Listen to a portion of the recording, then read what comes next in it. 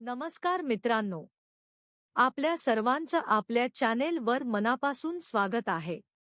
आजच्या या व्हिडिओमध्ये मी तुम्हाला आपल्या गावात भरलेली बाळूमामांची जत्रा आणि बाळूमामांच्या पवित्र मेंढरांचे दर्शन घडवणार आहे। दरवर्षी या जत्रेची अनेक भक्त आतुरतेने वाट पाहत असतात।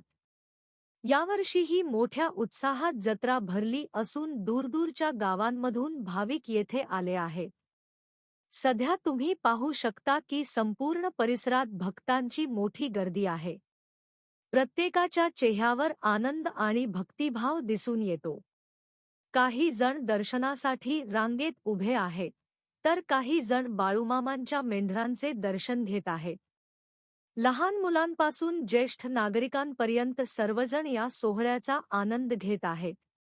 बाळूमामांवर लाखो भक्तांची श्रद्धा आहे। अनेक लोक आपल्या मनातील इच्छा पूर्ण व्हाव्यात म्हणून नवस करतात आणि इच्छा पूर्ण झाल्यावर दर्शनासाठी येतात। त्यामुळे ही जत्रा केवळ उत्सव नसून श्रद्धा आणि भक्तीचा मोठा सोहळा आहे। आता तुम्ही व्हिडिओमध्ये बघू शकता की बाळूमामांच्या मेंढरांचा मोठा कळप येथे आला आहे।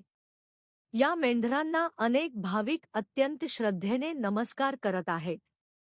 काही जण त्यांच्या भोवती प्रदक्षिणा घालत आहेत, तर काही जण आपल्या कुटुंबासह दर्शन घेत आहेत।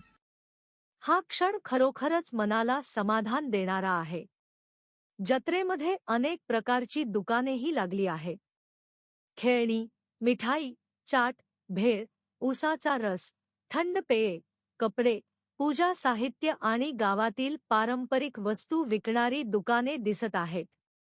मुलांना खेळण्यांची खूप उत्सुकता आहे, तर मोठी माणसे खरेदी करण्यात व्यस्त आहेत। जत्रेतील वातावरण खूपच सुंदर आहे। सर्वत्र भक्तिगीते ऐकू येत आहेत। गावातील लोक पाहुण्यांचे स्वागत करत आहेत। अशा जत्रांमुळे आपली परंपरा आणि संस्कृती जिवंत राहते आणि गावातील सर्व लोक एकत्र येण्याची संधी मिळते। या जत्रेमध्ये अनेक भाविकांनी आपल्या कुटुंबासोबत दर्शन घेतले। काही जण दूरवरून आले होते। सर्वांच्या चेहऱ्यावर समाधान आणि आनंद स्पष्ट दिसत होता। अशा धार्मिक कार्यक्रमांमुळे मनाला एक वेगळीच शांतता मिळते।